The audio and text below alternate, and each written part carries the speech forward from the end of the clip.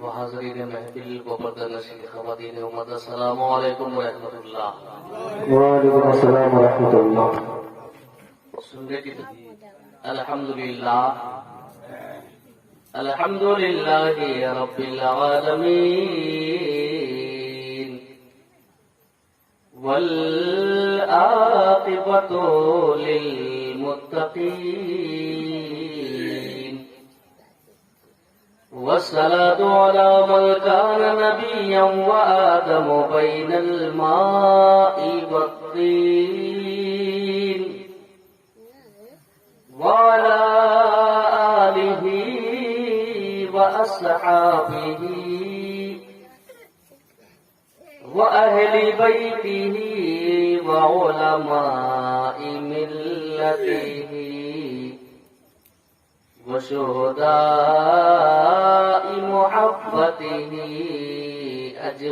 أجمعين،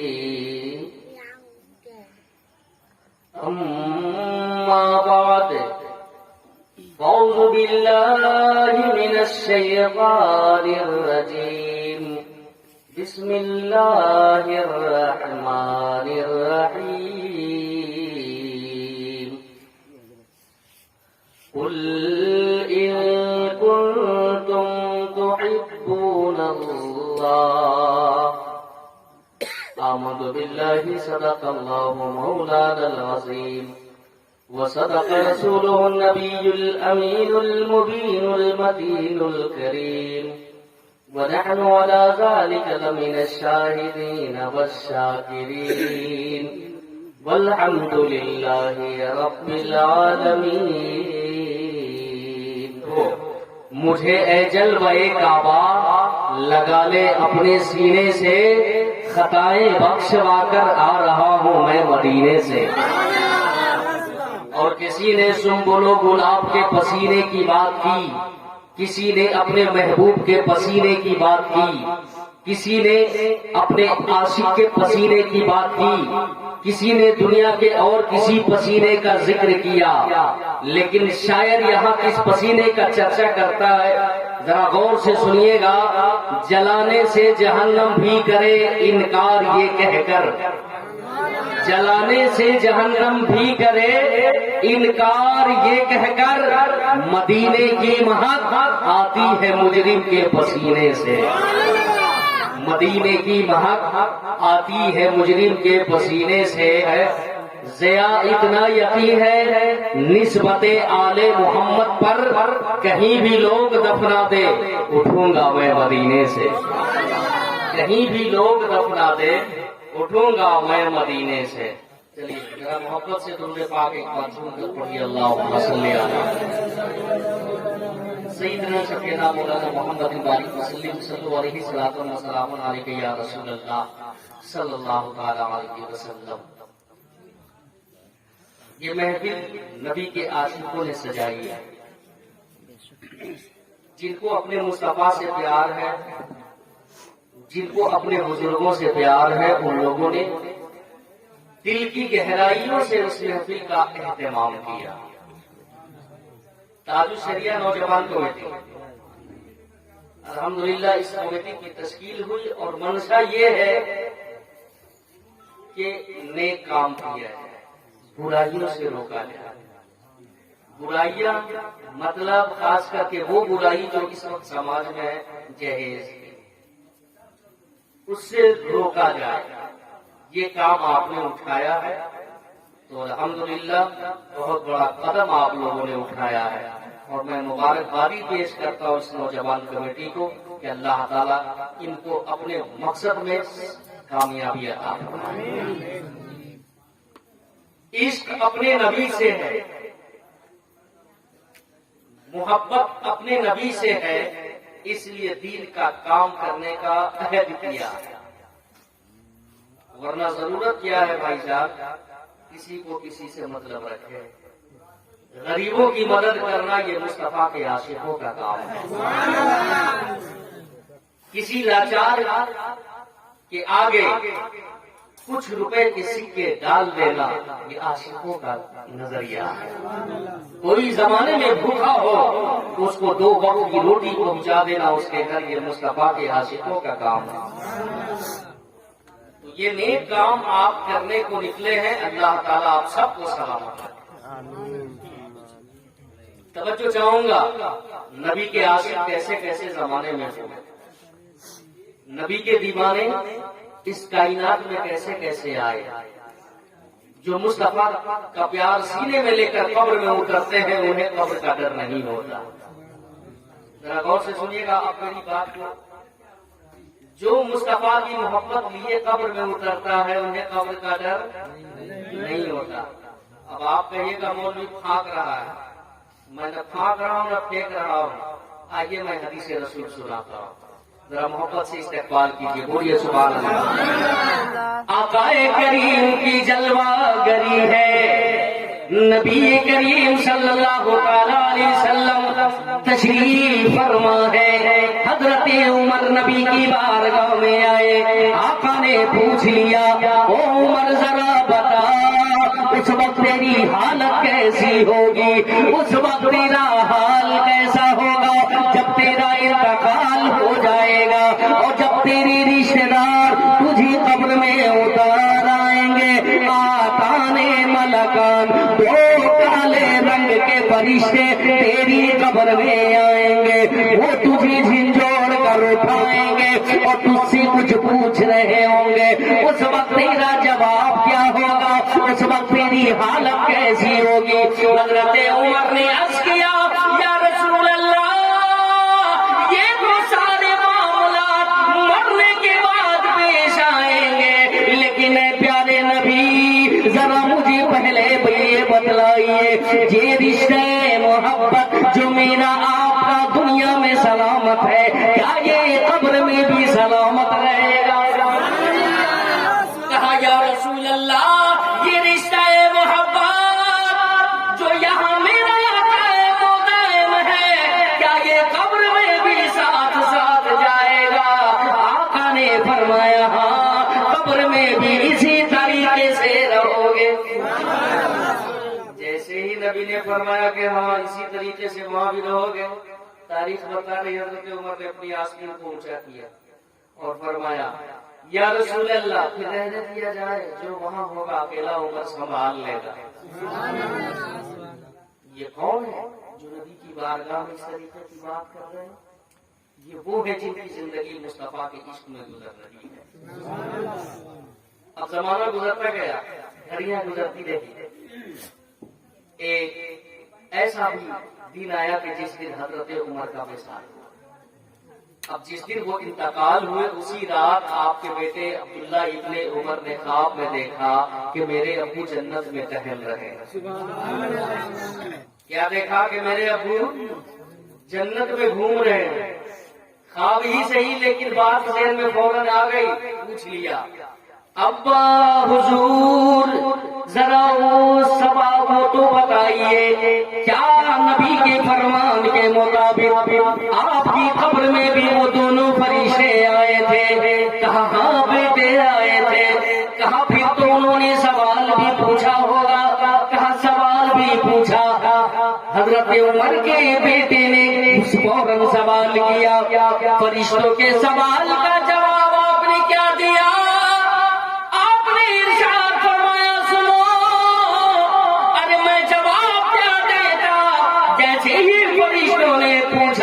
من رب کا، میں نے قدم آگے بڑھ کر پوچھ لیا وہ فرشتوں میری بات میں پوچھنا، پہلے یہ بتاؤ تم لوگوں کا رب کون ہے؟ تم لوگوں کا رب کون ہے؟ من رب کو ماں، فرشتے ایک دوسرے کو دیکھنے لگے، من حاصل نسی نہ سالو ہو یا سالو نہ، یہ کیسا آدمی آج آیا ہے، ہم اس سے پوچھ رہے ہیں، یہ الٹا ہم ہی سے پوچھ رہا ہے۔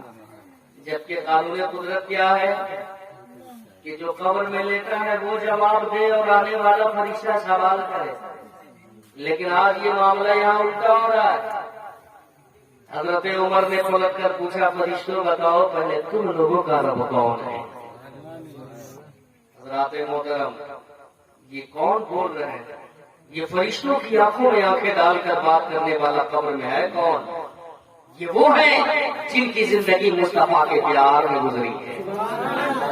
حضرت عمر نے فقط اتنا ہی تو پوچھا تھا، یا رسول اللہ، یہ رشتے محبت جو میرا آپ سے دنیا میں قائم و دائم ہے، کیا یہ قبر میں بھی سلامت رہے گا؟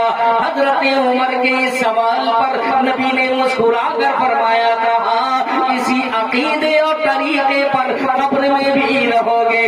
حضرت عمر کا ایمان بولنے لگا، نمازیں پڑھی ہے اس پہ ہمیں ناز نہیں ہے، روزے بھی رکھے ہیں اس پہ ہمیں ناز نہیں ہے، یا رسول اللہ، نہ ٹاٹ پر نہ تقویٰ پر نہ زہد و اتقا پر ہے ہمارا ناز، جو کچھ ہے محمد مصطفیٰ پر ہے۔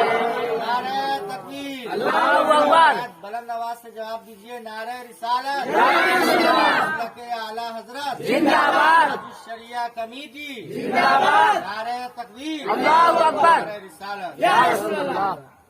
تو عشق رسول سب سے بڑی چیز ہے۔ اور سنیے، یہ تو ایک صحابی یہ رسول ہے۔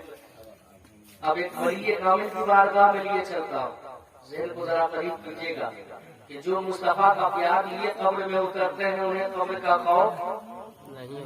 بھائی جان، او بھیا، پورے جگر پیش کر رہا ہوں، غور سے اگر آپ نے میری ان جملوں کو باتوں کو سن لیا تو میں سمجھوں گا کہ میں کامیاب ہوں۔ یہ تو ایک صحابی ہے، اور یہ وہ تھے جن کے بارے میں نبی نے فرمایا تھا کہ عمر یار دیکھو یہ جنتی ہے۔ عشرہ مبشرہ میں سے ہے وہ 10 صحابہ جن کو میرے نبی نے دنیا میں ہی جنتی ہونے کی بشارت دی، ان میں سے ایک حضرت عمر تھے۔ ان کا مقام تو بڑا بلند ہے، آپ کے سمجھ میں آیا، لیکن آئیے ایک ولی کامل کی بارگاہ میں لیے چلتے ہیں۔ وہ جب قبر میں اترتے ہیں ان کے ساتھ کیا معاملہ ہوتا ہے، ذرا محبت سے بولیے سبحان اللہ۔ اچھا، عرش اعظم کے کنگڑوں پہ صرف 2 بزرگ کا نام لکھا ہے، یہ میں دعوے کے ساتھ بول رہا ہوں، صرف 2 بزرگوں کا نام عرش اعظم کے کنگڑوں پہ لکھا ہوا ہے۔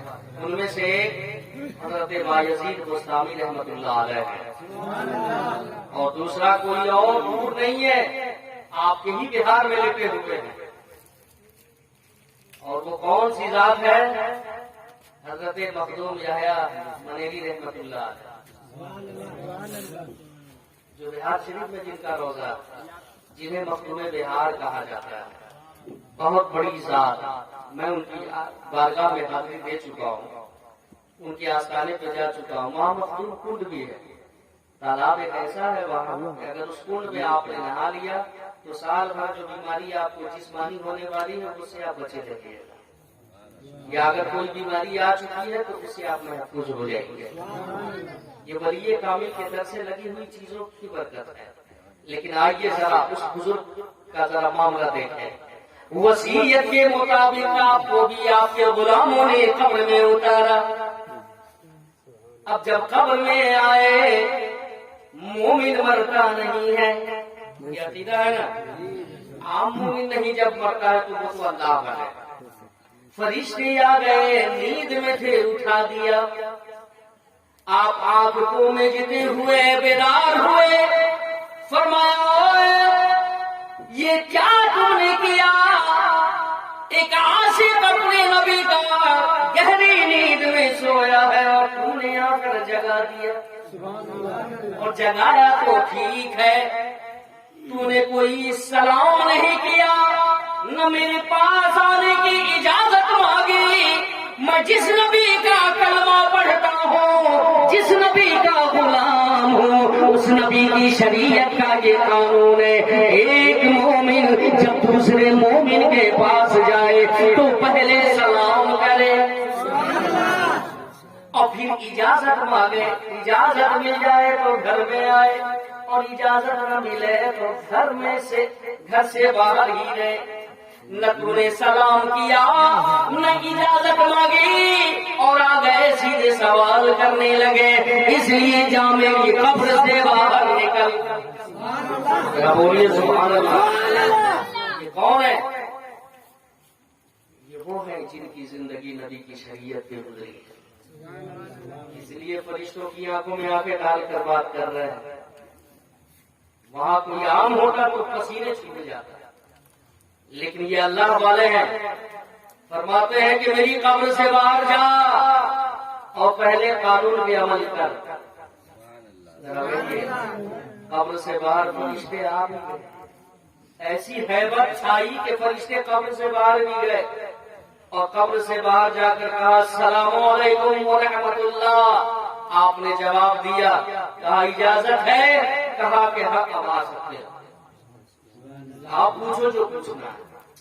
فرشتے قانون قدرت کے مطابق پوچھا من ربک، تمہارا رب کون ہے؟ آپ مسکرانے لگے. ذرا کہیے آپ بھی مسکرانے لگے. فرشتوں نے کہا او بندے تمہیں جواب دینا ہے، مسکرا کیوں رہے ہو؟ آپ نے فرمایا کہ تیرے سوال کو سن کر ہنسنے لگا ہوں. میں تمہارے سوال کا جواب بعد میں دوں گا، پہلے میرے ایک سوال کا جواب تم لوگ دو کہ تو نے مجھے سلام مومن سمجھ کر کیا یا کافر سمجھ کر؟ تو نے سلام مجھے مومن سمجھ کر کیا یا کافر سمجھ کر؟ فرشتوں نے کہا کہ میں نے سلام کو مومن سمجھ کر کیا. کہا جب مومن سمجھ ہی دیا تو پھر پوچھتا کیا ہے؟ ذرا کہیے سبحان اللہ. جب مومن سمجھ ہی رہے ہو ٹھیک ہے، اگر میں یہ کہہ بھی دوں کہ میرا رب اللہ ہے اور اگر ادھر سے آواز آ جائے کہ بایزید میرا بندہ نہیں ہے، پھر تو میں اپنے قول میں جھوٹا ہو جاؤں گا. اس لیے جا میری قبر سے باہر نکلو اور اس رب کی بارگاہ میں جا جس کا میں بندہ ہوں اور خود پوچھ لے کہ بایزید تیرا بندہ ہے کہ نہیں. اللہ اللہ، یہ شان ہوتی ہے دیوانوں کی قبر میں.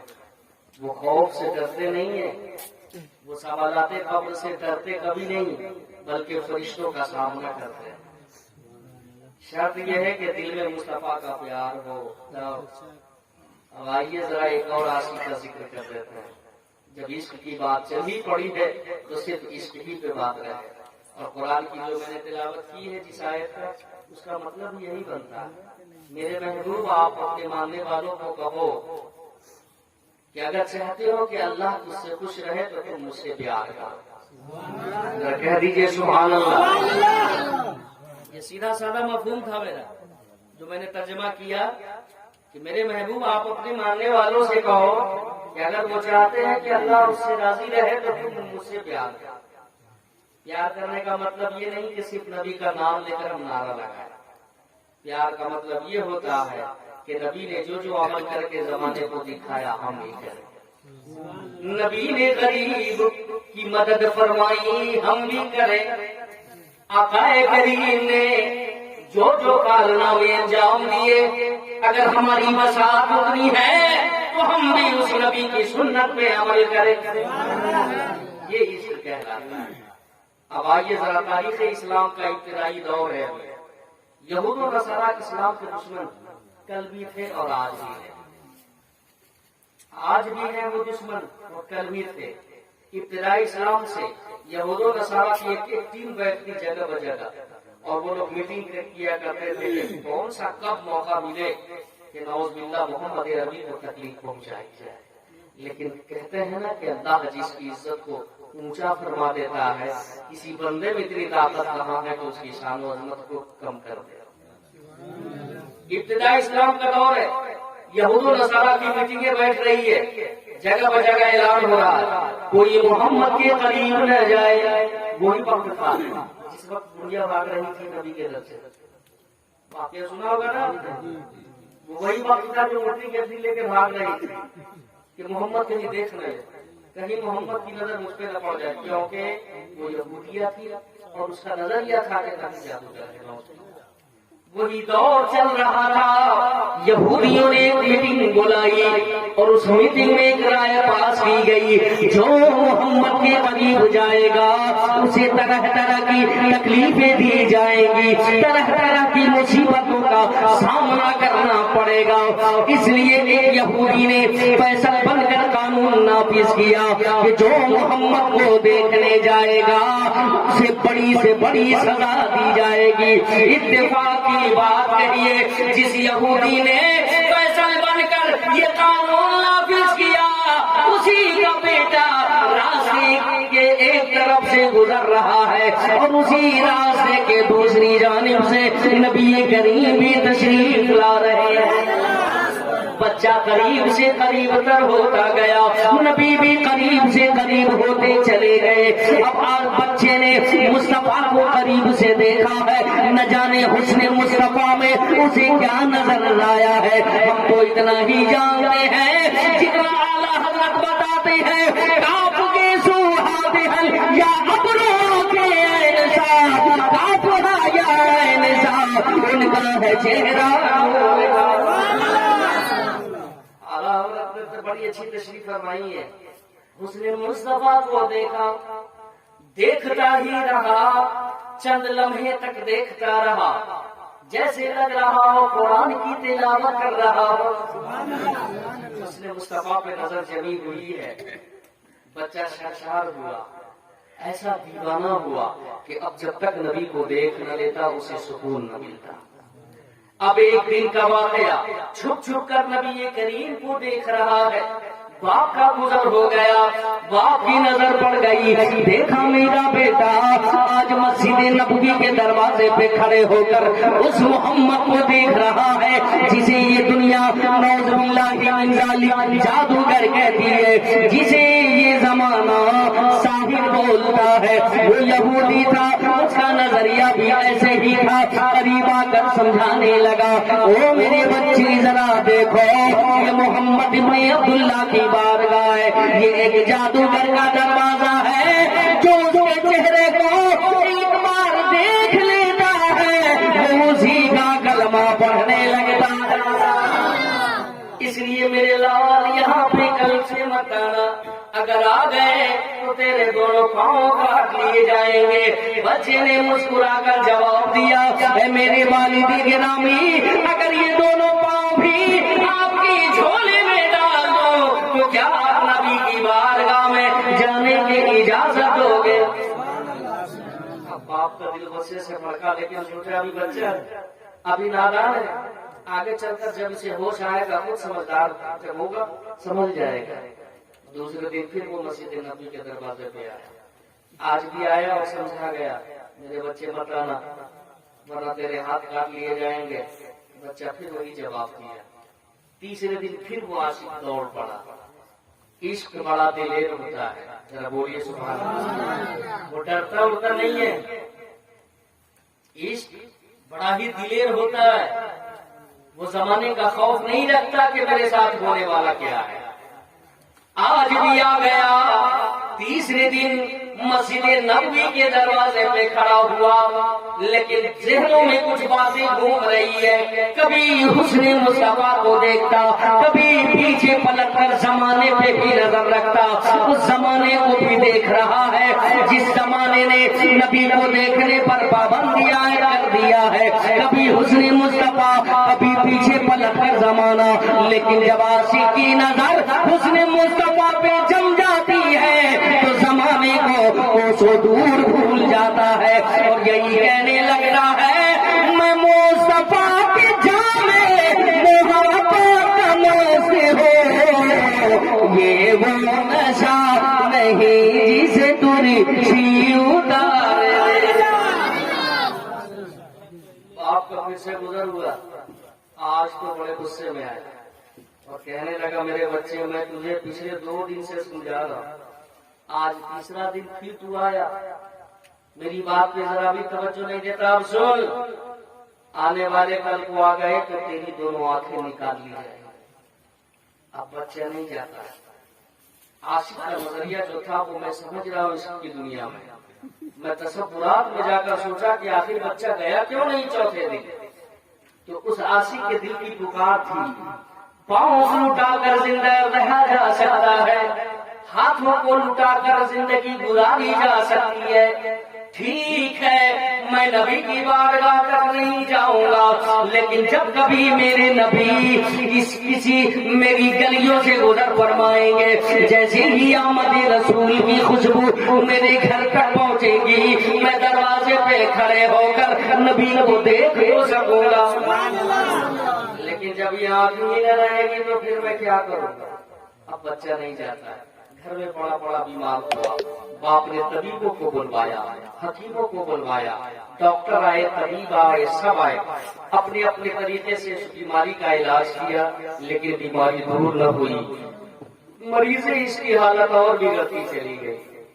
اب وہ بچہ موت کے دروازے پہ دستک دینے لگا ہے۔ تقریر بولوں نا میں؟ ابھی ہے نا ٹائم آپ کو؟ بس اس واقعے کو پورا کرتا ہوں، موسم کا مزاج پھر بگڑنے لگا ہے۔ 5 منٹ کا ٹائم دے دیجیے، ذرا کہیے سبحان اللہ۔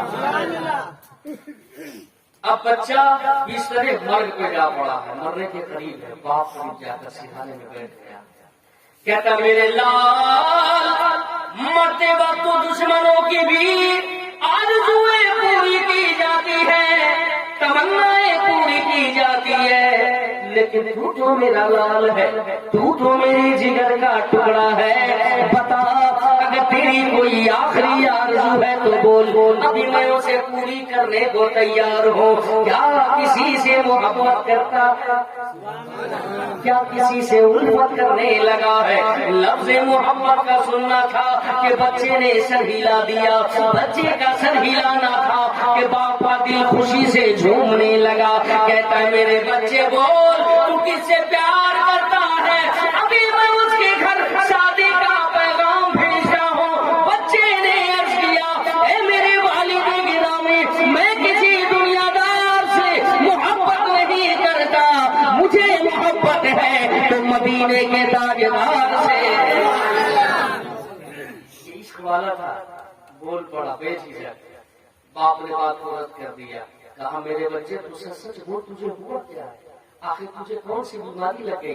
اس بیماری کا کوئی نہ کوئی علاج تو ہوگا، کوئی نہ کوئی دوا تو ہوگی۔ بچہ بول پڑا مجھے سبھی مار نبی کو نہ دوا دی جائے، صرف سری کا دامن کی ہوا دی جائے۔ بچے نے عرض کیا اے میرے والد گرامی، جہاں سے بھی ہو میرے پیغمبر کے دامن کی ہوا دی جائے، اگر ان کے دامن کی تھوڑی سی بھی ہوا لگ گئی تو یہ ساری بیماریاں دور ہو جائیں گے۔ ابو یہودی چلا، لیکن جانے سے پہلے کہتا ہے اے میرے لال، میں تیرے نبی کو نبی نہیں مانتا، میں تیرے رسول کو رسول نہیں سمجھتا، کیا جب میں تیرے نبی کی بارگاہ میں جا کر تیری حالت بیان کروں گا تو کیا وہ کرم فرما کر تجھ غریب کو دیکھنے آ جائیں گے؟ بچے نے کہا اے میرے ابو جان، آپ میرے نبی کو نہیں جانتے، نبی کا اخلاقی قریبانہ تو اتنا نرالا ہے کہ اپنے تو اپنے اگر غیر بھی دشمن بھی نبی کی بارگاہ میں آ جائے، نبی کا اخلاق و کردار دیکھ کر وہ دشمن نہیں بلکہ نبی کا ساتھی بن جاتا ہے۔ آپ فکر کیوں کرتے؟ جائیے تو صحیح، جائیے اور اتنا کہہ دیجئے آخری بات ہے کہ بیمار کا، آخری بات ہے کہ بیمار کا، دونوں عالم کے مختار آ جائیے۔ بس اتنا کہہ دیجئے گا، نبی خود ہی تشریف لے آئیں گے۔ ابو یہودی چلا اس مسجد نبوی میں جہاں میرے پیغمبر صحابہ کے جھوٹ میں تشریف فرمائے، آنے والا عرض کرتا یا رسول اللہ